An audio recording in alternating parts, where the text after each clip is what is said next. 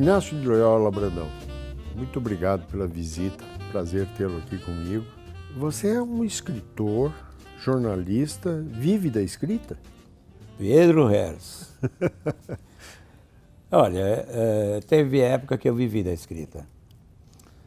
Depois, você escreveu não sei quantos livros, muitos. Escrevi 44. 44 livros. 44 meus, que eu chamo meus, que são contos, romances, novelas não, crônicas. Um escritor infantis. Profissional. Hã? Um escritor profissional. Mas não me dá para pagar o supermercado, não dá para pagar a escola dos filhos, etc. Houve uma época que deu para fazer isso. Então, o que eu fui? Sempre fui jornalista a vida inteira. Mas que também é de escrever, né? De escrever. É um escritor, então, né? do seu ponto de vista, claro, aí eu vivo de escrever. Mesmo porque eu faço uma coisa à parte, que são os livros institucionais. De vez em quando me chamam para contar a história de uma empresa ou de um empresário. Aí eu vou ver se a história é interessante, e se a história me interessa, e se a história dá um livro gostoso para ler. Aí você faz a pesquisa e... Aí não, a pesquisa é outra. Aí tem um grupo de pessoas, historiadores, em geral, que fazem a pesquisa, essas pessoas. Mas eu primeiro quero saber quem é a pessoa, o que faz. Porque eu recebo muito convite, me liga, se um dia me ligou uma secretária, eu sou secretária de um industrial e ele quer que o senhor escreva a autobiografia dele. Eu falei, mas quem é? Ah, não posso falar. Só se o senhor disser que faz. Eu falei, não, eu primeiro tenho que conhecer, conversar, saber. Porque tem coisas que dão livros, tem outros. Um dia me chamaram para escrever o Leite de Rosas. Eu falei, leite de rosas, essas coisas que os velhos passam no rosto. Mas eu achei ainda interessante, conversei com a filha do criador. E era uma história fantástica, um romance de um cara fugindo de uma seca do Ceará, acaba no Amazonas, fica milionário com a borracha, perde tudo, vai para o Rio de Janeiro porque a mulher está doente e só o doutor Vieira Souto é que curava ela. Aí deu um livro. Vieira Souto? Apenas? Apenas, Vieira Souto. Era uma história gostosa. No fim, ele criou o Leite de Rosas e a Carmen Miranda foi a primeira garota propaganda dele. Depois ele patrocinou com concurso de Misses e tal. Aí eu adorei escrever. Então esses livros também me dão um sustento. Hoje você ainda tem sua coluna no Estadão. Tenho minha crônica, sua crônica quinzenal no Estadão. Quinzenal, que é uma delícia. E tem uma crônica, curiosamente, tinha um jornal em Araraquara e um dia me convidaram para escrever. Você nasceu lá? Eu nasci lá, sim, aí comecei lá. Na Ferroviária? Você jogou na Ferroviária? Não. Eu joguei com o Bazzani, que era o melhor jogador da Ferroviária, e estava na minha classe no terceiro científico. Então, eu resolvi uns problemas de português para ele e ele batia a bola comigo. Mas até hoje eu sou torcedor da Ferroviária. Sempre foi, te conheço há muitos anos, sempre foi. Sempre fui. Depois o Corinthians, mas anda um pouco desiludido. Esse time que não marca gol. É 1-0, 1-0, 1-0, 1-0. Né? Aliás, ser corintiano é que me ligava ao teu pai. Corintiano roxo. Roxo, nossa, ele ficava... fanático. Mas então, um jornal de Araraquara me convidou e eu voltei, falei, volta às origens. E esse jornal acabou fechando, mas ele foi comprado por outro de Ribeirão e hoje eu escrevo uma crônica aos domingos em Ribeirão, sobre interior ou sobre o que me vier na cabeça. Então, no fundo, eu não paro de escrever. Mas sua vida de jornalista começa em Araraquara, então? Começa em Araraquara como crítico de cinema. Como crítico de cinema. Como crítico de Pedro, porque eu era pobre, era filho de um ferroviário. Adorava cinema, como adoro até hoje. O que seu pai fazia na Ferroviária? Meu pai trabalhava na contadoria, era o escritório central. Ele é que fazia... Araraquarense, era isso? Araraquarense, Estrada de Ferro Araraquara, EFA, que tinha também a Paulista lá. A Paulista eram duas ferrovias. Meu pai era da Araraquarense. E meu pai começou como escriturário e terminou como diretor do escritório central, que era o sonho dele. Mas eu gostava de cinema e não tinha dinheiro. Um dia alguém me disse que o crítico de cinema não pagava ingresso. E eu fui num jornal lá, Folha Ferroviária, e perguntei se era verdade. O cara falou, mas não tem crítico em Araraquara. Eu falei, vai ter. Eu lia muita crítica, Almeida Salles, o Paulo Emílio Salles Gomes, o Muniz Viana, do Rio de Janeiro. Chegava nos anos 50 jornais do Rio em Araraquara. Não entendo até hoje Tinha por quê. cinema em Araraquara? Hã? Tinha cinema? Tinha 2 cinemas ótimos, ótimos. E você pagava ingresso? Aí eu pagava, mas aí eu consegui. Fiz um dia uma crítica, o cara aceitou. Fiz uma segunda, ele aceitou. Fiz a terceira, aceitou. Eu falei, sou crítico? Me dá permanente. E daí em diante. A partir daí você não... Aí daí nunca mais paguei. Então, o meu salário era O ingresso. permanente, o ingresso. E eu ia toda noite. Meu primeiro sonho, eu queria ser diretor de cinema, Pedro. Sério? Sério, meu sonho era trabalhar na Veracruz. Você já fez alguma coisa de cinema? Não, Nunca. nunca. Fiz um roteiro junto com o Mário Chamy e o Capovilla, baseado num livro meu, Bebel, que a cidade comeu, Meu. que se chamou Bebel, Garota Propaganda, no cinema. Mas não continuei depois. Não Curiosamente, gostou? né? Aí eu fui por outro caminho, aí eu comecei a entrar para a literatura.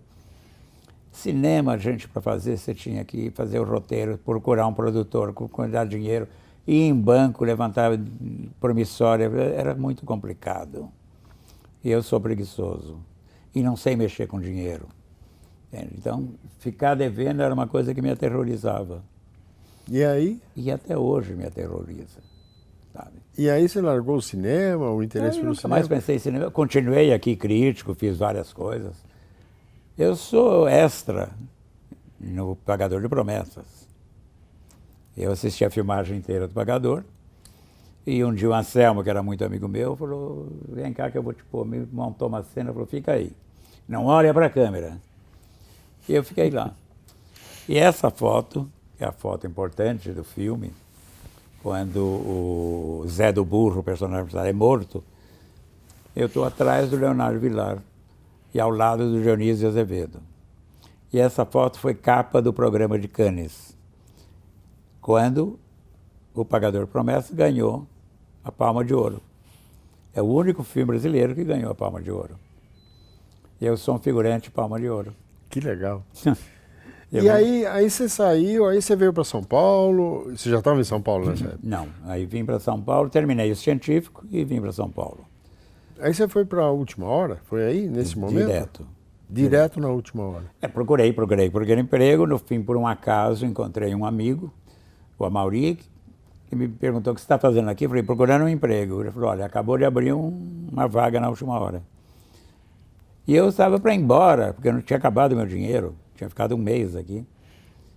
Fui para a última hora, fiquei 9 anos. Da última hora fui para a O Cláudia. que você fazia na última hora? Eu comecei como repórter, depois eu passei para chefia de reportagem, passei para secretaria de redação, diretor de redação. Nunca fui diretor. E aí passei a ser o editor do Caderno de Variedades. Isso durante 10 anos, 9 anos. Dali eu fiz tudo. E o primeiro livro nasce na última hora? Na última hora. Na última hora. Na última hora. Qual foi o seu primeiro livro? Foi Depois do Sol. Nasceu na última hora porque acabava o trabalho. Nós tínhamos 20, 21 anos, a gente ia para a noite.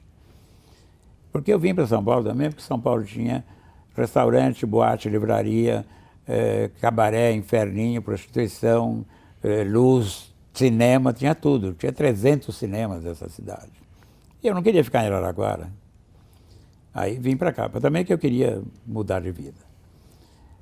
Acabava o trabalho no jornal, a gente ia para os bares, para as boates, inferninhos, né? E eu ia recolhendo coisas e escrevi uma série de contos sobre a noite. Na verdade, antes de eu publicar o primeiro, eu escrevi 3 livros. Joguei tudo fora, tudo, porque era um horror. Quem não gostou, você ou o editor?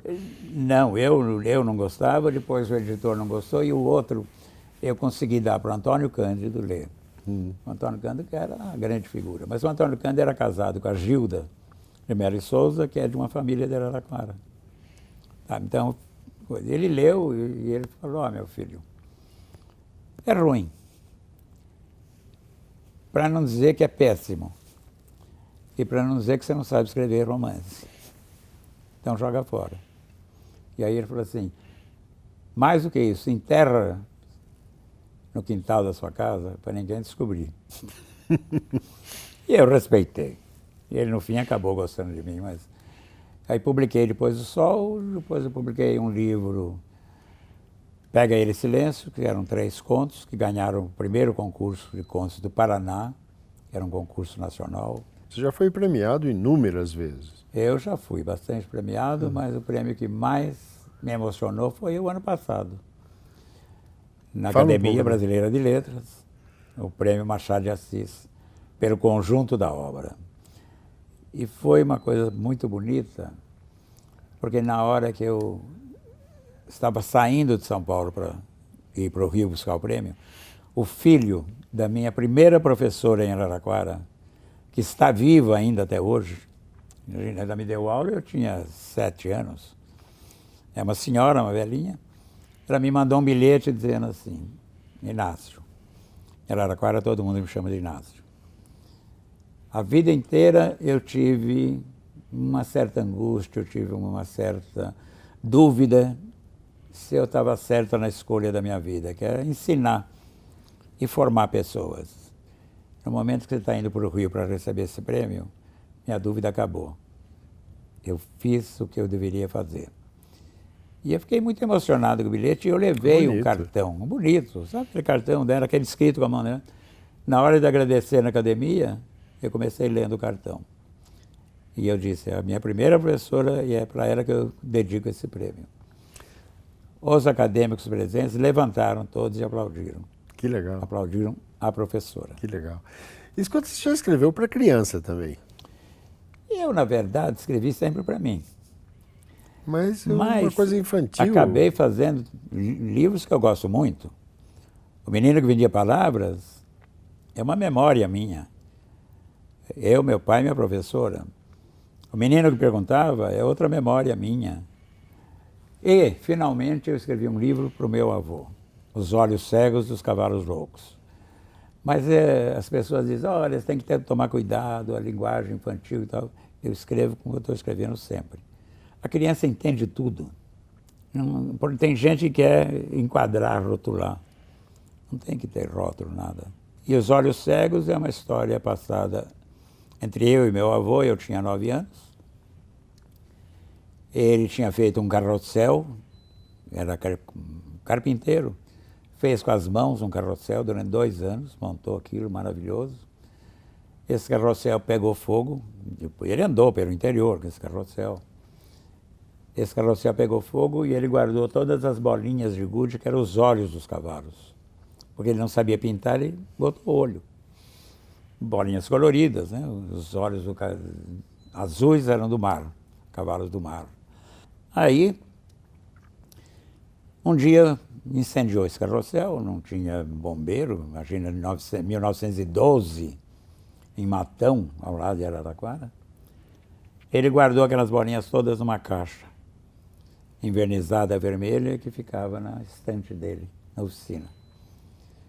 E um dia eu abri essa caixinha e vi que era bolinha, e sempre eu pegava uma e ia jogar, e perdi todas.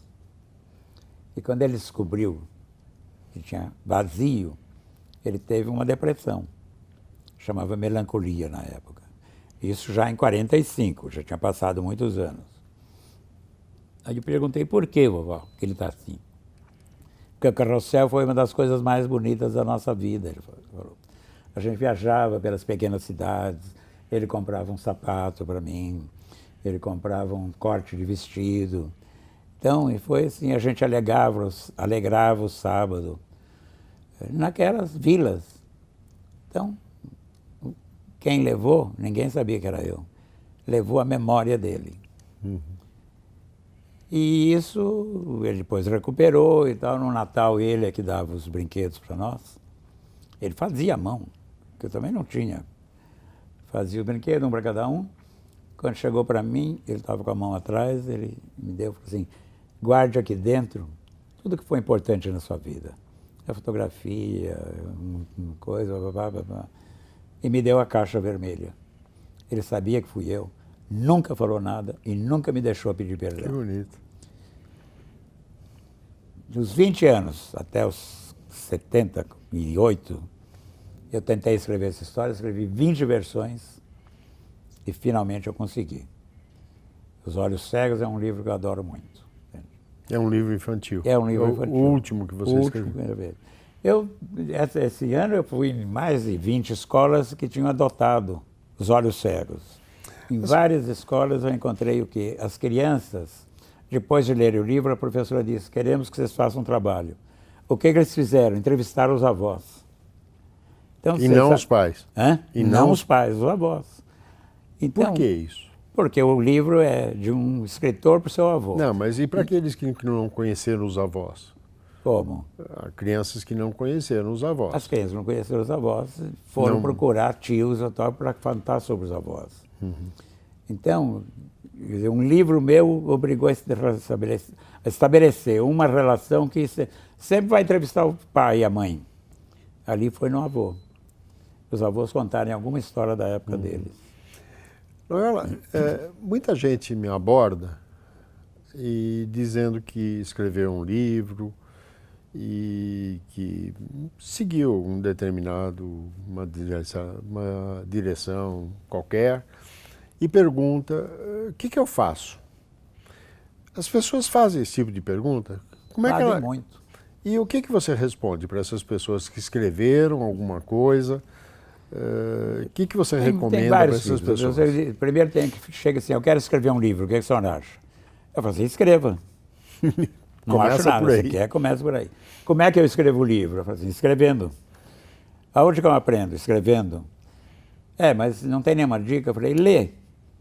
E procura, lê a primeira vez para se divertir, a segunda pelo prazer e a segunda, vê como o autor escreveu. Eu cheguei a ler livros para saber quantas páginas tinha um capítulo, porque eu achava que era assim, não era, até que eu descobri que não tem. Você escreve lendo e escrevendo, e sentando na cadeira e escrevendo. E depois tendo alguém que possa te ajudar, orientar, ler, etc. Mas também chega gente que chega e fala assim, eu quero escrever um livro e ficar famoso, o que eu faço?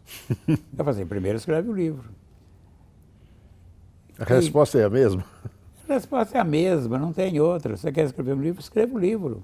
Bom, e depois? Supomos que a pessoa depois você tem que procurar o editor, e até hoje é a mesma batalha. E como é que é isso? Você manda o livro para a editora. Um autor inexperiente ou novato, o que ele deve fazer para procurar ou ter seu livro publicado? Ele tem que saber procurar editoras. Mas como que é? Olha uma lista, procura na internet? Olha na lista, olha o livro. Quantas vezes eu abri livro e vi endereço no livro. E também, lendo o jornal, você Quer dizer, num livro ele pega e anota o endereço. Ele pega, anota o endereço. Ele também tem que saber, de repente, hoje você pode ir na Câmara Brasileira do Livro e te dar uma lista de editoras. E manda o livro todo. Hã? E manda o livro todo. E você manda o livro todo.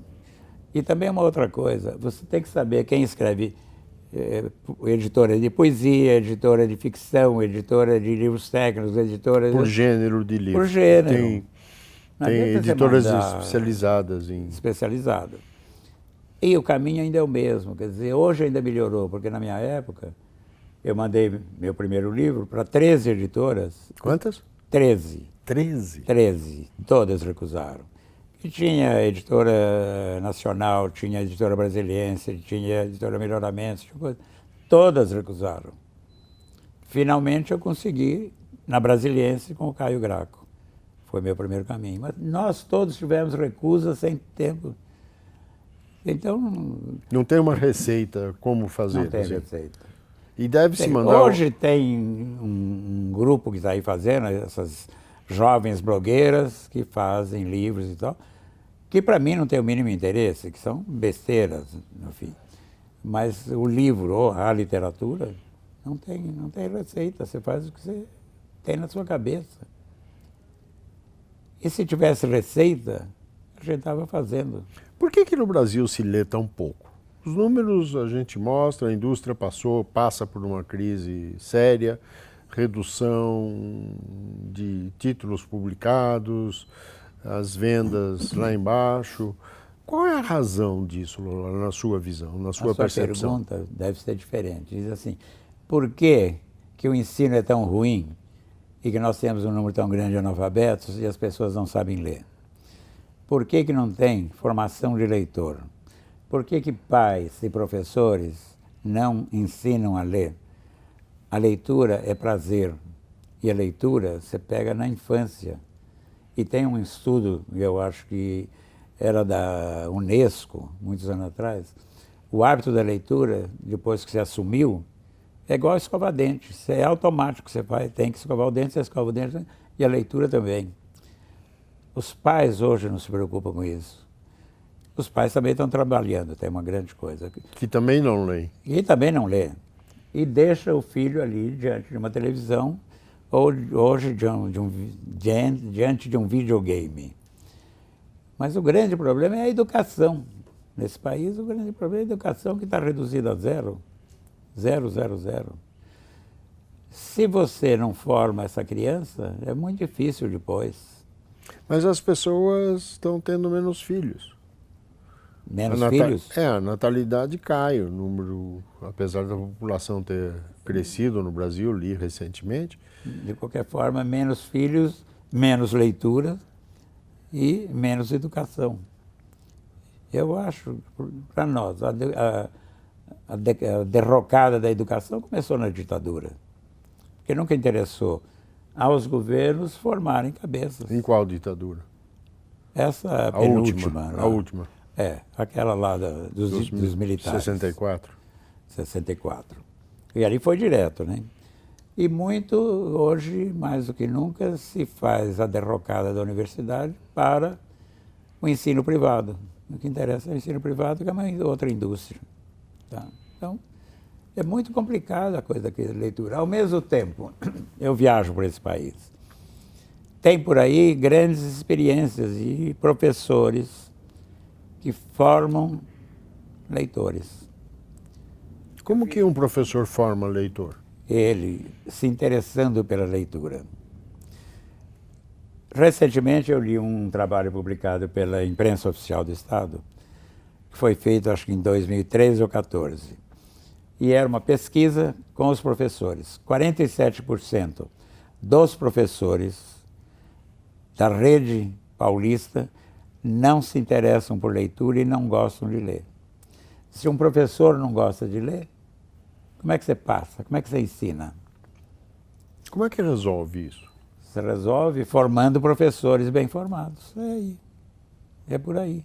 Mas você não pode mandá-los embora. Os que estão lá. Não, você não pode mandá-los embora. Tem que começar a formar e tem começar de lá. Assim como tem que mudar o ensino todo, tem que também mudar o ensino de professor. Nós estamos ainda no ensino antigo, já entrou, a informática já entrou, a analógica já entrou, digital já entrou tudo. O digital ajuda, você acha? Eu não sei, ainda é muito cedo para dizer isso. Mas de qualquer forma você vê que todo mundo ficou com medo do e-book. Você tem livros digitalizados? Eu tenho 2. Não As vendas são boas? As vendas são boas? Pouquíssimas, não funcionou. Não funcionou? Não funcionou. Por que razão você acha? Sabe lá. Você tem uma ideia, uma percepção de que por que não funcionou? Não tenho ideia. Mas não funcionou e parece que nos Estados Unidos também não funcionou. Não tenho certeza e não tenho dados. Mas eu vi, por exemplo, vários lugares. No Piauí, a escola, que é uma escola de uma periferia em Teresina. Periferia, lá longe. Filhos de traficantes, bandidos, prostitutas do bairro, etc. É a melhor escola de aproveitamento de alunos e de leitura, índice de leituras. Ficou provado que os alunos leem 20 livros por mês. Claro que livros pequenos, né? E por quê? Porque o grupo de professoras que assumiu essa escola, que se chama Casa Meio Norte, adora história, conta história e começou domando as crianças contando histórias. Que os professores contavam história para contavam histórias para as crianças. Contavam. Dessa contagem foi para a leitura. E essas eram bandidos que estavam dentro das classes, horríveis. E elas, durante meses, contando histórias, até que elas perceberam que essas crianças foram mudando. Um começou a prestar atenção, e depois falou, ela contou uma coisa engraçada. Aí o outro... E hoje essa escola Casa Meio Norte, é um exemplo. O Itaú, o banco, está fazendo uma campanha super interessante, estimulando as pessoas a lerem para as crianças. É isso da maior importância. Acho que estão num caminho brilhante, meus aplausos. Acho que o caminho é bem por aí, né? Que a criança é sensível a isso, né? E atenta. Tem que passar ali pelo professor para chegar lá. E atenta, né? A criança ouve, senta no chão, escuta e ficam quietinhos ouvindo, né? Interessantíssimo isso. Eu fui muito a Pirenópolis. Pirenópolis é uma cidadezinha perto de Brasília, 150 quilômetros de Brasília, que tem um festival pequeno. É uma cidade de 300 anos, linda, tão bonita quanto Paraty. Foi um centro de mineração, ouro e tal. Bom, eles têm um festival em que os escritores chegam e no dia seguinte de manhã nós vamos para as escolas rurais. Vamos para todas, mas nas escolas rurais nós somos recebidos com café da manhã feito pelas mães. E aí você senta com aquela meninada e você conta histórias. E aí o que acontece? Eles também começam a contar histórias deles. Coisas que aconteceram com eles, com o pai, com a mãe, um bicho, etc. E isso você passa o dia inteiro. E quando você volta uma outra vez, essas crianças estão lendo os seus livros e os de outros. Então é uma coisa que você tem que mostrar o prazer da leitura. E é fácil, né? Não é difícil. Não. É fácil, uma receita fácil de se fazer, facílima, facílima. Agora, tem que pagar bem o professor, tem que formar bem o professor, tem que dar condições. Dar condições para quem nesse país onde só se rouba lá em cima? Então é uma coisa que há um movimento interno, eu diria, nesse país, que vai acabar mudando tudo. Sem dúvida. Eu fui a Macapá. Eu fiz o Brasil inteiro, hein? Onde você pensa, eu já fui. Eu tenho um livro, O Mel de Ocara, que é exatamente essas viagens todas. Cheguei em Macapá, capital do Amapá, e eles têm muito orgulho porque é a única cidade amazônica que o rio Amazonas passa. Porque não passa em Manaus, é o Rio Negro, e nem em Belém, mas enfim. Saí num barco biblioteca e a gente desceu o Amazonas, ou subiu, e a gente foi a várias vilas ribeirinhas. E eu falava em cima da água, eu via a água embaixo de mim. E os meninos entravam naquele barco e pegavam os livros que queriam. O barco ia até o fim, depois voltava. Quem já leu, devolvia e trocava. Então o livro ia, as coisas. E aquela criançada que tinha lá um aparelho de televisão, uma coisa, também lia. E eles trocavam livros entre eles. No Ceará, os agentes da leitura são jovens universitários que põem uma mochila nas costas e levam para as zonas rurais livros. Tem lugar que só tem analfabeto, mas tem um que lê, e lê para todo mundo. Esse país é bonito por dentro. Esse país não é Brasília. É esse país que a gente tem que acreditar. Inácio de Loyola Brandão, infelizmente o nosso tempo se esgotou. Ouvir suas histórias são comoventes. Muito obrigado, quero agradecer a sua visita e espero revê-lo em breve com novos livros. Reveremos.